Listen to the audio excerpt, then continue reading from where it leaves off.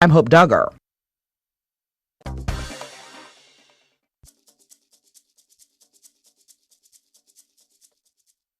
Broadcasting live from the KSHP studios in the heart of Las Vegas, Nevada.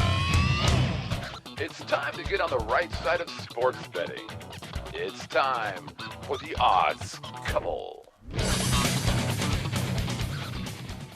Happy Tuesday. Welcome to the Odds Couple. This show is about sports betting. My name is Scott Pritchard, a professional sports bettor handicapper, joined as always by Brett Grant. Hello, Scott. How are you? How am I? I'm in Las Vegas, Nevada, Looking Sin sharp City. today. I'm feeling sharp. You kind of look like Barney today. Oh, you had a purple shirt on yesterday. Well, Mine's a stylish purple shirt. It's a golf shirt. What are you saying? Mine was not? It was. No, I didn't say it wasn't. I said you're looking stylish, and you told me I look like Barney. I started the day off nice and immediately took a shot. Didn't take long. No. Let's get started with What Say You NBA playoffs in full swing. Last night, the Memphis Grizzlies answered at home. They've won 2 consecutive games now. They were down 17 points. Came on to win the game in overtime. Zach Randolph, Marc Gasol, Defensive Player of the Year, answered and did extremely well. 3-1. This series is over. What say you?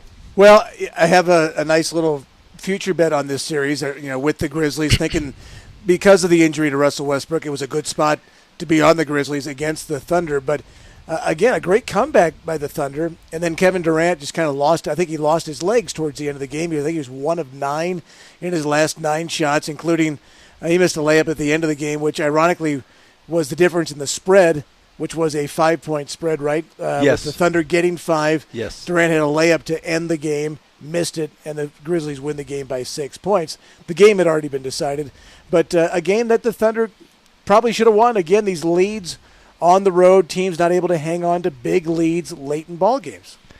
In the NBA, a 17-point lead, it's really not as big as you might think. You're talking 6, 7, 8 baskets. It really depends if it's early in the second quarter, late in the fourth quarter.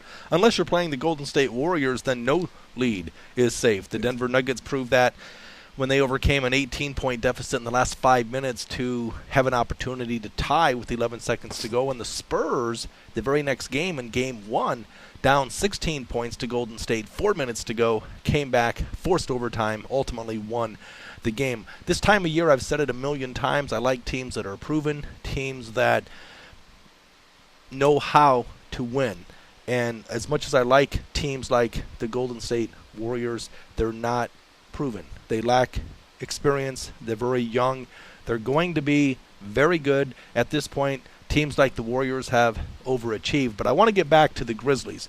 The fact that you have a future on them. Did you bet them to win the West? Did you bet them to win the finals? Or did you bet them to simply win the series? Just this series. And when did you make that bet? Was it before it started? Yeah, I did. What was the number? I want to say plus 150, 145, one of those two. Wow. Something like that. That's great because the money opened. Oklahoma City was a small favorite. And then the money came in on the Grizzlies to where they were a small favorite to win. Unless and then, of course, they lost. Maybe it was after Game 1. That would make sense. Yeah. Because after Game 1, obviously the Thunder would be the favorite, but a small favorite. So that number sounds, and you've won every game since. So timing's everything. Right. I think it was after Game 1, as I remember. But I also, in listening to what you're talking about with regards to the Spurs, I tried to create a matchup with the Spurs versus the Heat in the final at plus 250. Thinking that might be a good way to see those two teams get to the finals together. And right now I think I'm in decent shape with that, potentially. Well, the Miami Heat, as we've said for months, no team in the East has any shot. And overall, I just don't think with the home court advantage, any team, West, East, Middle East, doesn't matter. No team is going to beat the Heat 4 times in a 7-game series, barring a major injury. You don't think the Iraqis have a chance for the Middle East? I don't. I've seen their funky terrorist attack training with the monkey bars. I'm unimpressed. There's a couple of those Syrians that can really get up and down the floor. I'm not sure how that works for you. The Grizzlies obviously very balanced attack last night. It was interesting where they went with the ball to end regulation to Zach Randolph and not let Conley get into the lane and kick and penetrate. They set up a play for Randolph, which I didn't really like that play. I don't know how you felt about it. I'm a big Zach Randolph fan. I mean, the guy is a star when it comes to fighting for positioning and grabbing countless offensive rebounds. anytime you can go into the post, I love teams that go inside out, like the Spurs, like the Grizzlies, as opposed to outside in. As much love and respect as I have for Michael Conley, he's one of the top 5 guards in all of basketball. I actually agree with going into Zach Randolph and letting him either work it one-on-one if he's double-teamed, kick it out to a guard a la Connolly. So I don't think that's a bad call at all. Well, I would have liked him to go into the lane, Conley go into the lane, and then find one of those guys, or have them attack the glass, or find Gasol for an open jumper, and because they got the ball to Randolph, and you knew that he was going to be taking that shot, and he just never was open, never got a good shot, and in fact it got blocked going in. But they, in overtime, they dominated the overtime period. I talk about this. Well, Derek Fisher. Okay, I've been throwing this guy under the bus for quite some time, and he's been making me look bad because, for all intent and purpose, he's had a pretty good series, but last night, not so much. Not so good. He, again, is a tremendous liability on defense. The one thing he can do, 2 things, really: make free throws, but don't foul him. He's a 3-point shooter. Right. Guys like him are a dime a dozen. He's a spot-up, set shot, 3-point shooter. He's way past it. And last night, I believe it was 1 for 5 shooting, 1 for 4 from the 3-point line. But, it was a 3-point game with about 12 seconds to go, and he made the biggest bonehead play of the game by simply throwing it right to the wrong team. I mean, it was a good pass, but he was colorblind. It went to the wrong team. The guy was open. He was wide open. Should he get credit for that? Did you realize that last night? I thought I was watching Vinny Testaverde against Penn State. Right, against anybody. That's pretty true. Remember that national championship game? I do. Every time Early he dropped 80s. back to pass. That was, let me think, because that was the year I blew up my knee in Squaw Valley on a ski trip during Christmas. So that was 82, 83? No, it's later, 85, 86. Okay. It was, I want to say, about 1985, because I was either a freshman or a sophomore in college. 85, 86, because, 86 was... It was probably January of 1986. It was the Fiesta Bowl, right? Yeah, but Bo Jackson versus Chuck Long for the Heisman Trophy, very, very close. Bo Jackson won, but I believe that was in 86. So Vinny Testaverde would have been before, 85. yes. So, the game would have been January of 1986. Right. So, the end of that season. Do you have the specific day? Did he throw 5 in January? By January 1st or January 2nd, wasn't it? That would make sense. Yeah. Something. It might have been. You've got a 31-1 shot, but my guess is it would be the first or second. I think we're on a tangent. But that's never happened before. Did you realize that Derek Fisher tied the record for most postseason games played in the history of the league last night? Well, tied now with Robert Horry. So my initial thought was that first of all, I started laughing because I said Derek Fisher, and I thought of you immediately, and I just started laughing. But obviously it goes to show that those 2 guys have been the great beneficiaries of being a part of terrific playoff teams and terrific basketball teams with the Lakers and other teams. Not that they were ever the stars, but they were a part of teams with Shaq and Kobe that carried them to titles. And because their careers have been longer than those guys, they've now played the most games ever. Huge difference between, say, Derek Fisher and Big Shot Rob. Robert Horry was the real deal. He stepped up, made countless game-winning shots when it really mattered. And he did it with Houston. He did it with the Lakers. He absolutely did. Did it with the Spurs. Winning championships with the Houston Rockets, the Los Angeles Lakers, time and time again. I remember Derek Fisher making one huge basket. I believe it was against my San Antonio Spurs in 2002. Off balance, he closed his eyes, threw it up, it went in, they won the game. But other than that, you may or may not know I'm not a big Derek Fisher fan. I think I know that. Yeah, I agree. Are you sure he had his eyes closed? Yeah, I'm pretty sure. How else would it go in? Exactly. He was basically on his back. The shot was contested. Great defense, nothing you can do there. But Robert Horry, on the other hand, time and time again, the guy had the height. It wasn't all about Big Shot Rob. It was all about his teammates. Where Derek Fisher, it's all about me. I want to talk about me. Enough about me. What do you think about me? That's a good point. Well, he was part of those Spurs teams as well, wasn't he, Horry, on those teams as well, when the Spurs were winning some titles? I don't think so. No? None of them? No, I remember him playing. The Rockets, I agree. And the Lakers, remember for sure. the Lakers and the Rockets hurting my Spurs. Right. And like Darryl Wright, one of our guests yesterday, he prefaced everything that he said by saying, I'm a Spurs fan. It's like, okay, we heard that 8 times. We get it. You're a Spurs fan. And then he'd throw him under the bus. Right. We do have to give him credit because your play yesterday, which I know we'll talk about later, you gave out the under in the Bulls game. Right. And he instantly, so that's basically the easiest bet on the planet. And it ended up being a 30-point winner for you. And we know that they're never that easy. They're only that easy when they go against you. No doubt. When you lose by 30 points. Well, here's the thing. You have a good bet if you win the total by 30.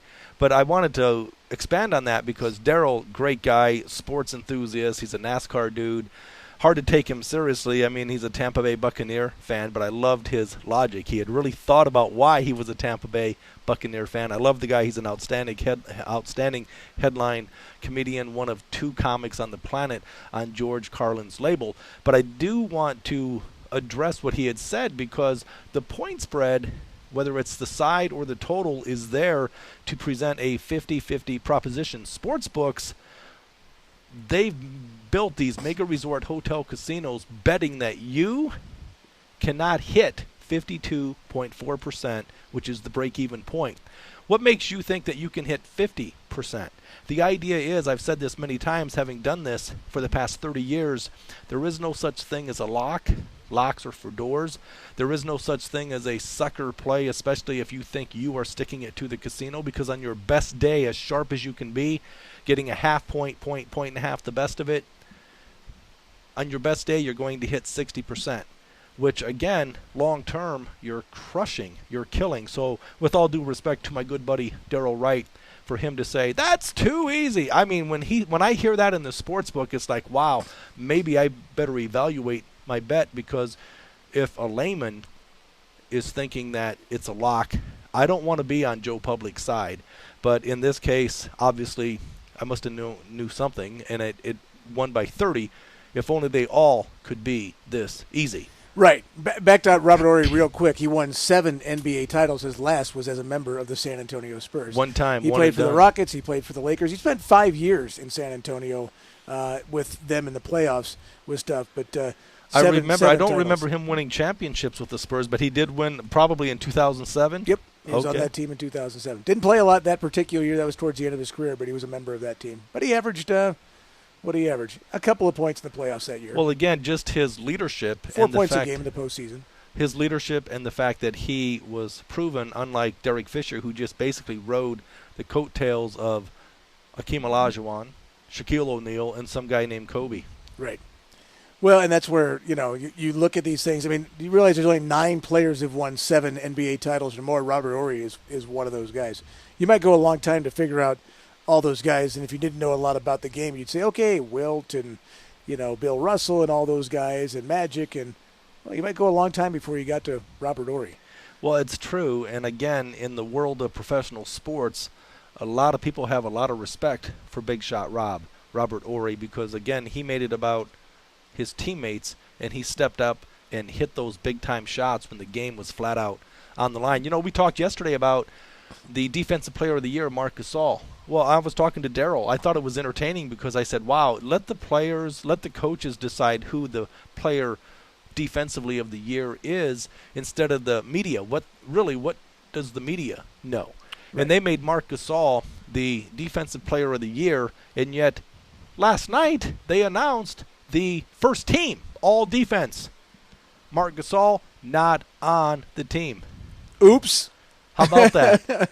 And even last year, the dude Chandler, right? Same thing happened. Defensive Player of the Year, but did not make first team. So it was funny last night. Zach Randolph after the game. Tony Allen, I love. I think he's probably the inspirational leader for the Memphis Grizzlies because he brings it each and every night. He would make a great Chicago Bull, Indiana Pacer, because he has a lot of heart. Used to play for the Celtics, now plays for the Grizzlies. I love this guy, and he made first team all defense, and so they call him first team, which is quite an accomplishment. You have roughly about 330 NBA players. So it's at the highest level. 7 billion people on the planet, only 330 men play professional basketball, and here this guy makes the first 5 on the all-defensive team. The biggest joke in professional sports, 6-man award. Who cares? You're not good enough to be in the starting 5. You have, 30 teams, so you're basically the 151st best player in the league, and we're going to give you an award and call you out. You're the best 6th man. What does that mean? That's like between you and me saying, well, you're the second best guy on the show, whether it's me or you. I beg to differ. I said whether it's you or me. Oh, there you go. Well, it was just everybody likes to have a ribbon. It's part of the ribbon society now. No, we can't keep score in these little soccer games with 8-year-olds playing because we don't want to hurt anybody's feelings. So let's give an award to somebody. Let's call this guy our most improved player, right? Let's call this guy the best defensive guy. Everybody's got to get an award. Why can't we just say, and we still talk about the MVP. Is he the best player in the league, no matter what team he's on, or is he the best player for his team, given a spot? You think about baseball. We had this argument in baseball for years and years. Andre Dawson wins the MVP on a last-place team with the Cubs. He deserved it. He was the best player 49 home runs in the year, league that year. And then you have other guys who go out and win an award, and you're saying, okay, well, Barry Larkin won an MVP one year, and you're going, boy, his numbers weren't even close to the numbers that Dante Bichette put up that year in Colorado. And I said, well, Bichette played in Colorado, and they weren't very good, and he hit him in the rarefied air. Well, if it was good enough for Andre Dawson to play for the Cubs, this guy's numbers dwarf the numbers of Barry Larkin. But Larkin was the inspirational leader of the Reds. That I think it was 1990 probably when he won it. And you're saying, well, make up your mind. Which way is it? Are we going to talk about the best player on a team that makes the team win a championship, or is it the best player in the league no matter what team they play for? Well, even yesterday we were talking about let the players decide, because I'm pretty sure Tim Duncan would be the man. And, of course, he made the all-defensive team. I mean, Tim Duncan is the man. I mean, you look at those awards. I mean, Phil Jackson, I don't think he ever was the coach of the year, but he won not one, not he won five. Once. He won once. Coach of the year one time. time. He and George Karl had the same. But think about that. Right, exactly. George Karl he's been to the NBA Finals one time in 30 years, and Phil Jackson has won not one, not five, but 10. There's only one number one. He's won it 10 times. I do want to back up for a second, but Coach of the Year only one time. You talk about in today's world, it wasn't like that when I was a kid, or you. Everyone, there are no losers. Everyone gets a ribbon. Right. Everyone gets to play. Well, for me, growing up on the farm in Iowa, I could not make the Little League baseball team. So my dad started a team. His name was Raymond. He called the team Ray's Rascals. My question is, how bad of a baseball player at age 8 do you have to be that your dad starts a team because you can't make the Little League team? And I still couldn't get any time. Dad still wouldn't put you on the field. No. No, that's a good point, yeah. So Scott, I've seen you play. But there's a point there. Okay, baseball was not my gift. Okay, I'm still searching for what my strength might be. Right. But I learned at age 8, okay, I might want to go in another direction. He thought maybe I should consider dance. Well, I had a coach growing up who used to yell at me. He said, Grant, you're so slow, you run like your mother. And my mother would say, hey, I'm right here. I'm not that slow. Get the piano off your back, that kind of stuff. But you're right. It's all about everybody's got to have a chance to. It's one thing to have the opportunity to play, but I coached a lot of Little League baseball and club baseball and had a great time with that. And you always had kids whose parents thought they were the greatest thing since sliced bread. And my kid's the shortstop. My kid has to play shortstop. Well, every parent feels their kid is the shortstop. Except for mine. My kid was left-handed. I said, well, I know he's not playing shortstop. But it's like, well, you can't. Guess what? They only allow us to have one shortstop. I need a center fielder. I need a right fielder. I need a second baseman. I need guys at other spots. So we're going to move your guys around. Don't get married to a spot because guess what? That kid on my team who had to be the shortstop, he's in high school now. He's not playing shortstop. He's playing a different position. And I kept trying to tell people that you're not going to be a shortstop necessarily in high school. You're going to maybe be a second baseman or a third baseman. Learn all those positions because the more versatile you are, the more opportunities you're going to have to play because your coach say, hey, that guy can play in the outfield. That guy can pitch. That guy can do this. He can do that, as opposed to pigeonholing yourself into one spot in a lineup. Very good point. You're listening to The Odds Couple on KSHP, AM 1400 Radio, beautiful Las Vegas, Nevada. We're live worldwide, compliments of Vegas Video Network. We're simulcast on these two outstanding stations, 10A to 11A Las Vegas time, Monday through Friday. I'm with Brett Grant. My name, Scott Pritchard, professional sports bettor handicapper. Check me out on my site, pritchardspicks.com. That's right, I'm featured all over my own website, pritchardspicks.com, vegasinsider.com. We have about 1 million views per day. Tim Donaghy, former NBA official, has a site, sports betting informational site. I'm on there as well. That's refpicks.com. Tomorrow we have a special guest, my good friend Eva Futch, who is the widow of the late, great Eddie Futch, a longtime legendary Hall of Fame boxing trainer who passed away at the age of 89. Anyone who knows his widow, you will fall in love with this lady. She's very pretty. She's very petite. She's just a very nice person. Well, it'll be fun. Get a chance to talk to her. And boxing, what's your take on boxing today? Is MMA destroyed boxing, or is it just in a lull? Because I'm not too excited. I mean, I grew up loving boxing, but I'm not into it today. Maybe because I don't like Floyd Mayweather very much. I think he's a punk, and I don't like him, and I'm not going to participate in his fights. But I think the game itself is not nearly the level it was previously. Well, Al Bernstein is a friend of mine. He is the ESPN boxing expert, and I will have Al Bernstein on our show as well. Now, when it comes to boxing, I don't bet it. My good friend Lem Banker, the legendary icon professional sports bettor who's 86 years old, has been betting sports professionally since 1958. Well documented, he went on to make millions of dollars after coming to this town broke in 1958. He loves betting boxing. In fact, his biggest bets in the past have been on boxing years ago, betting on Larry Holmes to win a heavyweight fight. Easy, winner, chicken dinner. He was a pallbearer, Sonny Liston's funeral, so they were very good friends. I do not bet boxing. I do not bet horse racing. I do not bet NASCAR. So it's one of those things that Dink, my good buddy, professional sports bettor for the past 40 years, talks about. He bets hockey professionally, and then he talks to people like myself as far as different sports. He has no ego. He doesn't feel he has to be an expert on multiple sports, multiple subjects. So I'm smart enough to know that I don't know much when it comes to handicapping, boxing, horse racing, NASCAR. I do not, have not, will not bet on those sports. Well, Eddie Futch, just so people know, if you maybe do remember, he was Joe Frazier's trainer. And the Thrilla in Manila and that great fight of the century with Muhammad Ali, Eddie was in the corner with Joe Frazier. Down goes Frazier. Right on. But that's where he was. It was fun. I remember when I first came to Las Vegas. When I first moved here, one of the very first wagers I made was on Evander Holyfield to beat Mike Tyson, and at 15-1, and he won that fight. And watching that fight in person, but you're right. It was, I think the sport now is missing, especially the heavyweight division. That's the biggest thing to me. The heavyweight division is not where it was since a guy like Mike Tyson disappeared. I don't bet boxing, but I'm aware of the odds and the numbers, and I remember that fight specifically. First of all, I remember 1989 when Buster Douglas was a 50-1 shot against Mike Tyson. The takeback was plus 40-1, and of course he knocked Tyson out. But the fight you're talking about, Holyfield-Tyson, was that when he bit his ear? It was the very first fight. That was the ear bite, I believe. Yes, I think so. Because what you had was that fight, Tyson was 25-1, takeback was 21-1, but all the money came in on Holyfield, and so the fact that you had plus 15-1 was stealing. But again, you could have had plus 21-1 had you moved in a couple of days earlier. I think that's pretty much what the problem was. I think I walked in the What was the holdup, man? Driving across the country with my dog was the holdup. But yeah.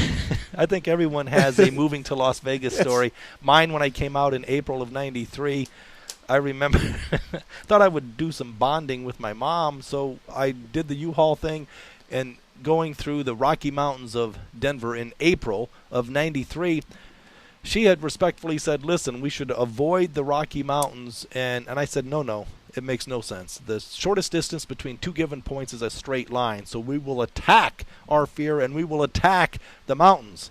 So blizzard, snowstorm in the Rockies, and I had this big monster U-Haul moving all of my belongings. My wife at the time was working radio in Chicago, and she was going to be coming out 2 weeks later.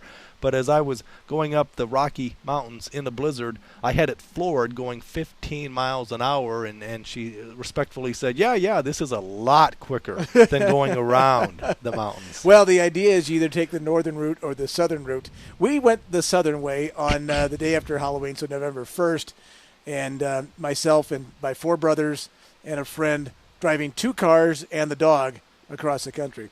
All I remember is stopping in Albuquerque to get coffee about 10 o'clock at night, stretch your legs, use the restroom, and the dog then devouring 36 leftover chicken wings from Hooters in Amarillo, Texas, and bones and all. thinking. So you're blaming it on the dog. I'm thinking the dog's going to die on the trip because he just ate 3 dozen chicken wings, bones and all. And chicken bones are not good for your intestines, right? That dog has nothing on me. I got him here a day later. I took him right to the Rainbow Animal Shelter on Rainbow not too far from here, actually, Rainbow in Charleston. I told the doctor what was going on. They took an x-ray, and he said, I think the dog's got a cast iron stomach. There's bones and all, no problem. Because the dog is perfectly fine. I go, thank God. Let's go party, guys. We're in Vegas. Wow.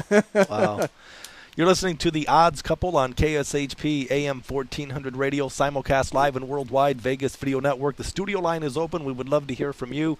You want to talk sports, you have sports betting questions, 702-221-7283. That's 221-7283, area code 702. Miami Heat last night looking good, making a statement against the Chicago Bulls. What say you? They did look good. That's 7-1 now in the postseason. All 7 wins by double digits. Last night was easy. The Bulls are just decimated. They're not the same basketball team. But the thing about Miami I'm a little concerned about here is Dwayne Wade. He's obviously hurt as well and not able to contribute at the level that you're going to need Dwayne Wade to be able to win a championship. So is there, in your mind, an opportunity for the Indiana Pacers or Knicks, whoever wins that series, and for the Spurs or whoever comes out of the West to maybe knock off the Heat? Because they're not the same team either without a healthy Dwayne Wade. I would agree with that assessment. I mean, you're only as strong as your weakest link, and Dwayne Wade, he's part of that big three. But this team now, they are a team. Unlike the previous 2 years, last year they won the NBA title, but they had no bench. They picked up Ray Allen, Rashard Lewis, Chris Anderson. I mean, Shane Battier, he's been a clog and anchor for this team as well. This team is improved, and I'm not convinced, Brett, that a year or two ago that they could survive with Wade not being close to 100%.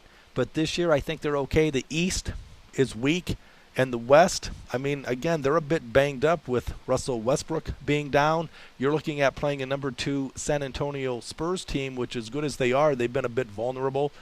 Or a number 5 team, Memphis Grizzlies, that have no bench. So again, I don't care that Dwayne Wade is not 100%. No team is going to beat the Heat 4 times, 7-game series. You know, there was a great analogy last night. I think it was Chris Mullin who said it after the game. He says, you have a team, there's 3 types of players in the NBA. There's superstars, there's regular players, and there's role players. And you have the Heat superstars playing against role players for the Bulls. He goes, this is the biggest mismatch that he's ever seen when it comes to a series about who's on the floor. Nate Robinson 0 for 12 last night. No points for the Bulls last night. Right, trying to do too much because we know the guy can play.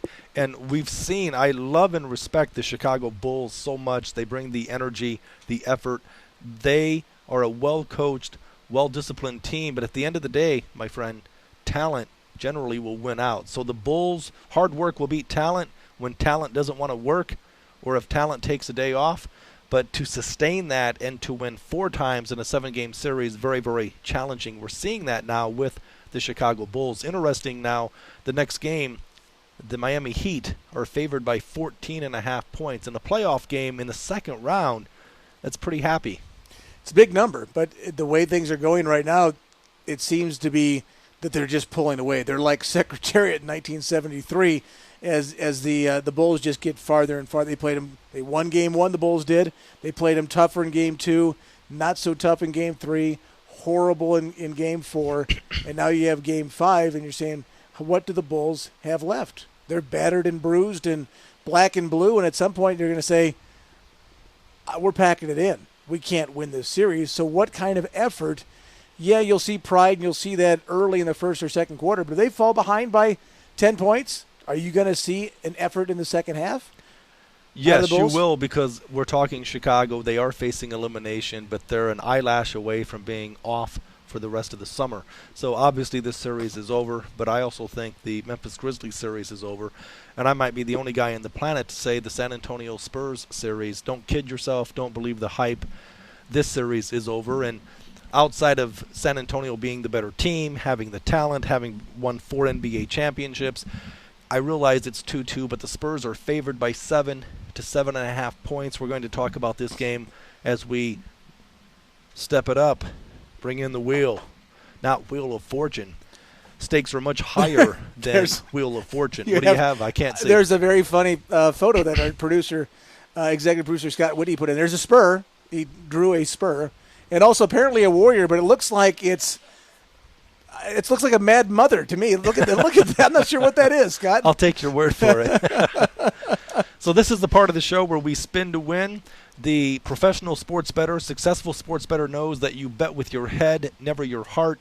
Check your emotions, check your ego at the door.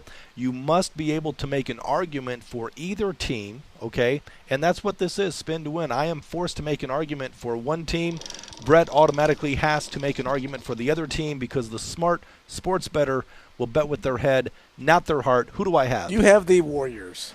Oh, my God. Can I respin this? In good faith. All right, Golden State Warriors. Oh, am I supposed to tell you the truth? Golden I'm not allowed to lie. Golden State Warriors plus the points. Here's what we have. I mean, it's 2-2. I mean, they're this close to being up 3-1. It pains me to say that. I have the Spurs at a big fat plus 250, plus 220 to win the Western Conference. I'm looking good. I'm feeling good. But we know from a sports betting standpoint, it's basically a 2.5, 3 hour contract, a 2.5, 3 hour window of opportunity. There are two kinds of people. Those who knock every opportunity and those who take advantage when opportunity knocks. The Warriors are the latter. They are seizing this opportunity. We saw it when they knocked off the Nuggets, a big fat underdog. They knocked off the Nuggets. Now it's 2-2 against the Spurs. They were a 10-1 dog. A 10-1 dog after losing game 1. Today they're still about a 3-1 dog. Okay, so I understand the Spurs are going to win this series, but 7 points is a bit happy. Get on the Warriors, plus the points. Winner, winner, chicken dinner, ring up the ringer. Well, the Spurs, I'm a little concerned about the Spurs. I would have rather switched places with you. No problem. Because the Spurs, now you tell me. I want the 7 points. The Spurs haven't won a game in this series by more than 7 points. In fact, they should have lost both their games at home. Wait a minute, I'm defending the Warriors. I better start talking about the Spurs. Hey, Spurs, wake up. You're at home. It's a 3-game series. You fought all season to have home court advantage. Now you have it. Game 5, the most critical game of a series when it's tied 2-2. If whoever wins Game 5, 85, 90% of the time goes on to win the series, so a critical game. The Spurs are healthy. I worry about them after the overtime game and from their legs standpoint, but the best player on the other side is also gimpy in Steph Curry with the ankle, and whether or not he's 100% will be a big factor in the game. I think the Spurs have really got to come out tonight and defend their home court and come out, and Ginobili and Parker and Duncan have got to be the great trio that they've been. All three of those guys, if they all play well tonight, I think the Spurs can get the job done. It won't be easy because I think the numbers should probably be a little lower based on the way how close these 4 games have been. 7's a big number, but you've made me lay it, so I have to do it. I'm going with what Dink said, as we both were in agreement for Game 3 at Golden State, knowing that the Warriors are not this good and the Spurs are not this bad. The 7 points should be the first half line, and I'll tell you why. Tim Donaghy, a good friend of mine who, again, spent 11 months in prison. He is a felon. He was a former NBA official from 1994 to 2007 because he was on the take, apparently, as far as fixing some NBA games. At least those were the accusations, according to the FBI. I have to say that I've been reading excerpts from Tim Donaghy's book, and it's very interesting to me because he talks about what a close-knit family officials are, and they're thinking a lot of times. So I look at this game, and it lends itself to what Tim has talked about based on what's happened in the past with NBA officials. When they err and they make a mistake that's blatant and it may cost a team a game, a la the last game when the Warriors had not one but 2 blatantly obvious calls go their way that forced an overtime, where the Warriors won 13-3 in overtime, then the officials will go out of their way to make good and try to balance the scale. Take that into consideration, tied in with the fact that the Spurs are hungry, they're healthy, they have the best coach on the planet. Oh yeah, and they're at home. The Warriors have no shot in this game. The last time I said the Warriors have no shot, I ended up shaving my head. So take it at face value, but I love the Spurs. Are the officials the same? No, they always change, but again, it's a close-knit family, and they all watch the same say, games. Hey, boys, you owe me one. Well, and at the end of the day, they all go to their green room and they watch the video replays. And so if I can see it, okay, and my eyes are bad, if I can see that Bogus had his foot on the baseline out of bounds with 16 seconds to go and they still awarded the ball to Golden State, or after Duncan blocked Barnes' layup and the ball clearly goes off Barnes' hands, if I can see it, anyone can see it. And that was 4 points, forced the overtime. Go ahead. But again, in the game last night, between Oklahoma City and Memphis, the ball late in the game goes off a sideline. They went and reviewed if it went off of Conley or went off of the player from Oklahoma City and determined it went off of Memphis. Why would they not have gone back and looked at that? Did Greg Popovich have to ask for them to review that call? Greg Popovich did ask, okay, and but a lot of San Antonio Spurs fans will say there was a conspiracy because there's no love lost between David Stern, but they the didn't commissioner. Look at that, did they? They did not. Yeah. No, they did not. But Because if if they did, they would have asking, overruled it. And the coach was asking. So here's what you have, all the more reason why. I don't expect the game to be close regardless, but if it is, the Spurs will get the benefit of the call. So it doesn't mean they're going to win by 8 to 10 to 20 points, but they're certainly going to win the game. Let me ask you this. Based on what you're talking about, is the first half wager with the Spurs potentially a good wager tonight? I don't have an opinion on that. I'm looking at the end result, which is what the officials would be looking at. And I'm not saying anyone's corrupt here. I'm just saying based on what Tim Donaghy has said, and it's a very interesting read. It's like he says, it's the book that David Stern did not want released because he names names. Dick Bavetta, Jamal Crawford, we already know, or not. Dick Crawford. What's the guy's name? Jerry, Crawford. Crawford, the official. Maybe it's Dan Crawford. I don't. Mr. Crawford, NBA official. Chuck, Steve, whatever his name is. There has been a problem with him and the Spurs since day one, and that's common knowledge. Even I know that. But you want to take a look at who is officiating the game. And it's just like when I do my handicapping for baseball, you have trends based on who the home plate umpire is, based on how many games go under, how many games go over. Some have because the strike zone is subjective. Same way in basketball, you're talking about how it's a game of emotion. It's about humans competing against and playing against other humans. And officials, I'm not sold, but they could be considered human, I guess.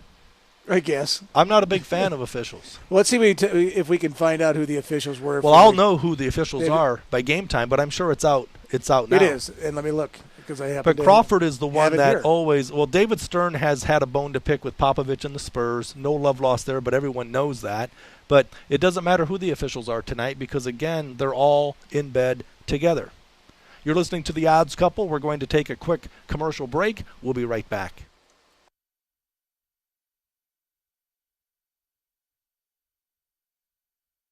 Have you ever thought you should be on the radio? Or have you considered doing an online video show or podcast? If so, now is your only chance to do both at the same time. KSHP and the Vegas Video Network have teamed up to provide the only multi-camera broadcast quality video and live radio simulcast in Las Vegas. And instead of having your show played at some ungodly hour, the KSHP Vegas Video Network partnership is producing shows that play from 10 a.m.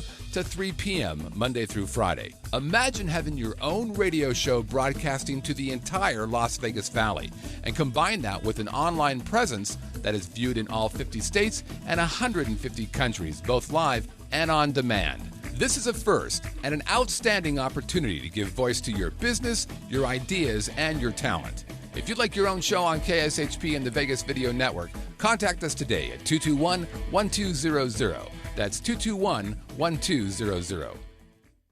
Welcome back to The Odds Couple on KSHP AM 1400 Radio, live and worldwide on Vegas Video Network. My name is Scott Pritchard, professional sports bettor handicapper, featured on Pritchard'sPicks.com, VegasInsider.com, Tim Donaghy's site, RefPicks.com, joined as always by Brett Grant. We would love for you to reach out to us on The Odds Couple via email, oddscouple@VegasVideoNetwork.com. That's oddscouple@VegasVideoNetwork.com. Also, go to our site through web-based voicemail, right-hand side, red bar, click there. In the middle of the page, hit the green bar, start recording. We would love to hear your voice on our show. We also have live chat. It's up and running. If you do miss this live, no worries. Check us out. Vegas Video Network, YouTube, iTunes, Roku. Studio line is open, 702-221-7283. Scott Pritchard, Brett Grant, great to have you with us together. We are the odds couple. I've been on fire. Last 9 days, giving out my top play, the right side each and every week. 8 winners, 1 loser. Brett, 6-3. Anthony Padilla hasn't lost since, I believe, mid-February. So, again, education, entertainment, and we pick winners too. But with that comes a lot of hard work, frustration. Are you kidding me? You actually were 14-6 in the last 2 weeks, 70% last 2 weeks on the show. But are you kidding me? For me, goes to Game 7. This number didn't match, by the way, so. That's all right. Is it better? He's good. Scott's checking our arithmetic. Actually, I think I'm thinking, where did you go to school for math in algebra? Because if I'm talking 8-1, you're talking 6. That's 14-4. Well, I don't know. I'm looking at what Scott gave me, and the thing was 14-6. So somebody's do you math is believe screwed everything up. you read? You just gave me 16-4, actually. No. 8-1 and 6-3 is 14-4. Anthony has 2-0. Well, Anthony That's is like 16-4 then. 20-1. Anthony's like Right, so- 20-1. Last 2 weeks. So it's okay. Oh, We wrote down the okay. right number. He got dyslexic.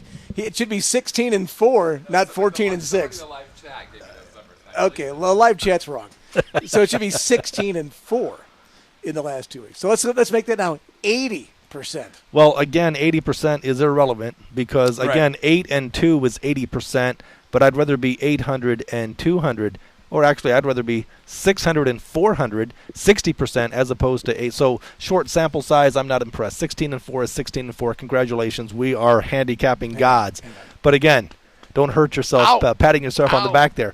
But it isn't about win percentages as much as it is about just breaking, doing better than the 52.4% win Long percentage. Well, because again, there are things that you can do to offset the house edge, the house vig, the juice, and you do that by getting the best of it because how many times are these sports books dead on the number or within a half point and a half? So the idea is every single time it's close to the closing number, you win.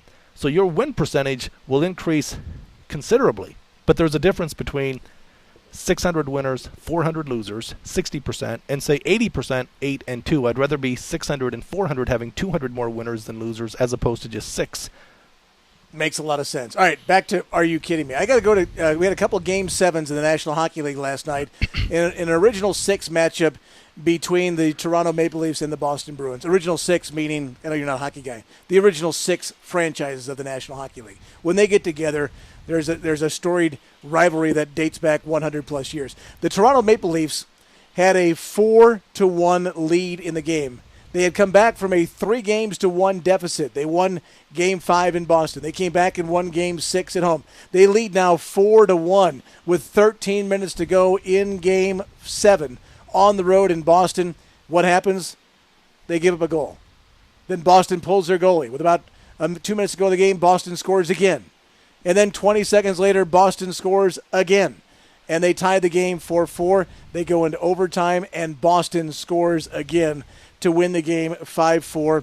And the Toronto Maple Leafs, who are the Chicago Cubs of the National Hockey League, they just cannot close the deal. So to the Maple Leafs and their following, are you kidding me? Up 4-1. It's like losing. That was like the equivalent of the Buffalo Bills coming back to beat Warren Moon with Frank Reich in the playoff game in Buffalo. That's how big of a 4-1 lead is with 13 minutes to go. It's like being down 35-0 in the NFL. Was it 35-0 or 35-3? Something like that. I think you're underestimating their opposition. I was happy because the Bills came back from that 35-3 deficit to went to the Super Bowl, Pasadena, California. I was there. Don Beebe hooked me up with Super Bowl tickets. Memorable. Canelan, Illinois' very own. Yeah, Don Sugar Beebe. Grove, Sugar Illinois. Grove, Canelan yeah. High School, Right. yes. So Don Beebe is the man. Forget Rudy. Rudy is a fraud. Rudy was a one-play walk-on. Are you kidding me? I could do a Rudy thing every week. Rudy lives in town. I understand. Should be nice. I don't care. No, I'm not. Okay. He's a legend in his own mind. I've talked to friends who went to Notre Dame. They say, Rudy who? Rudy who? A one-play walk-on. Come on, Don Beebe. Now there's a Cinderella story. The first player to play for six Super Bowl teams, and his play in 1993, Pasadena, California, the first ESPY awarded by ESPN Radio, awarded to a guy, ESPN TV. Right. The first Emmy went to a player, Don Beebe, who played for a team that lost and were down by 35 points in the Super Bowl with 2 minutes to go. Go ahead.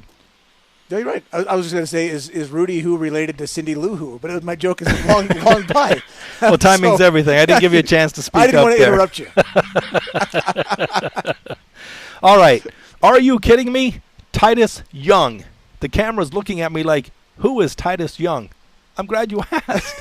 Titus Young, pro football player, 24 years old, was cut by the Detroit Lions because of on-field, off-field problems. The Rams picked him up. Not good. Well, he's been arrested now 3 times in the last week, including twice in one day. Now, when he was with the Lions, the reason they cut him was because he occasionally would run the wrong route.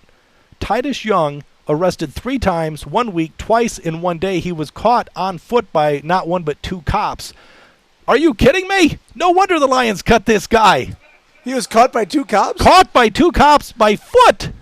On foot. Most cops look like the Michelin Tire Man. Most cops look like me, only not as thin. Except for the cops I know. They're all very healthy guys. The interesting thing is his dad came out and said Titus has a disorder. I'm not sure what that is other than disorderly conduct most of the time. And actually, DUI, it doesn't matter what it is. He's an equal opportunity lawbreaker. He can break every kind of law you need. Can't catch a pass. And obviously can't outrun police officers, who my guess is the average police officer is not running a 4.440. That's just my guess. That's my guess as well, and I'm guessing with Titus Young being caught on foot by 2 police officers, my guess would be that he probably ran the wrong route. He was charged with DUI, attempted burglary, and assaulting a police officer. Quite a week, young man. Quite a week. Yeah, I mean, from a DUI to breaking and entering to attacking a police officer. Again, I don't really call athletes out for criminal activity because the numbers show. I'm a numbers guy, and the numbers show professional athletes are consistent with the general population. It's anywhere from 5 to 12 to 15%. Whatever that number is, it's consistent whether you are a professional athlete or a regular Joe. The surprising part to me is most professional athletes make more money than the average Joe, and forget the fact that the love of money is at the root of all evil. I've always said the lack of money is at the root of all evil. Desperate people do desperate things, but why would you be desperate, Mr. Professional Athlete? Well, unless he squandered his fortune somewhere else. I mean, a lot of this goes to people, basketball players or football players who come from low-income families and backgrounds.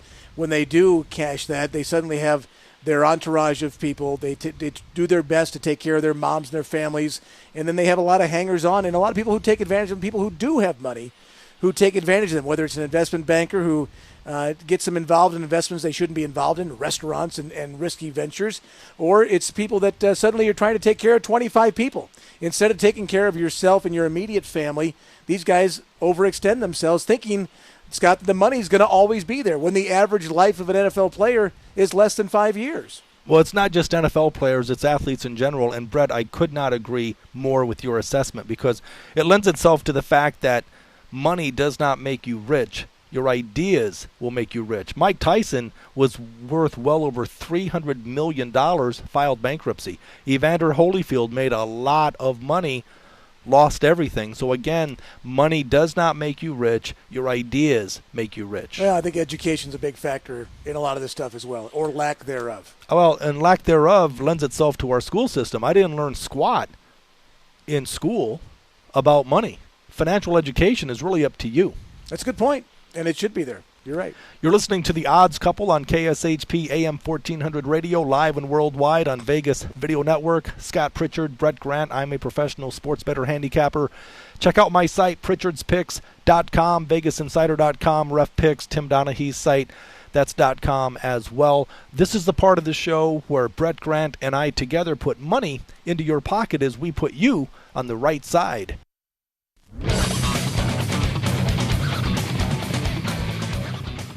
Well, as we alluded to earlier, Scott was a winner, I think, every day now except once in the last 2 weeks. And I got on the right side yesterday, an easy win with the Washington Nationals. Even though Bryce Harper ran into that wall, I think there's a new song, George of the Jungle. Bryce of the outfield, watch out for that wall.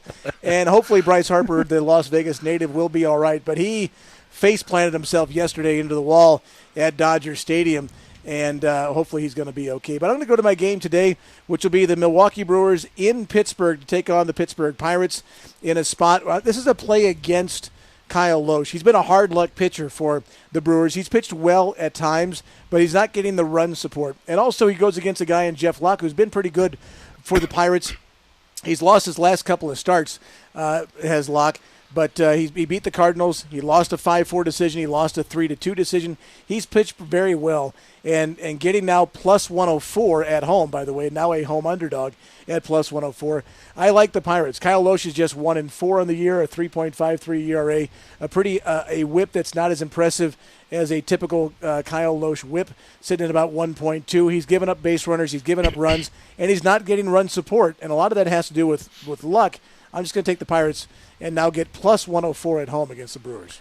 To recap my play from yesterday before we get to today's right side, I like the under in the Bulls contest. I bet it the night before at under 187.5. Yesterday when I came to the studio, it was 187. Brett mentioned, and I saw this last night as well, 6 hours later, all the money came storming in on the under. Sportsbooks had no chance.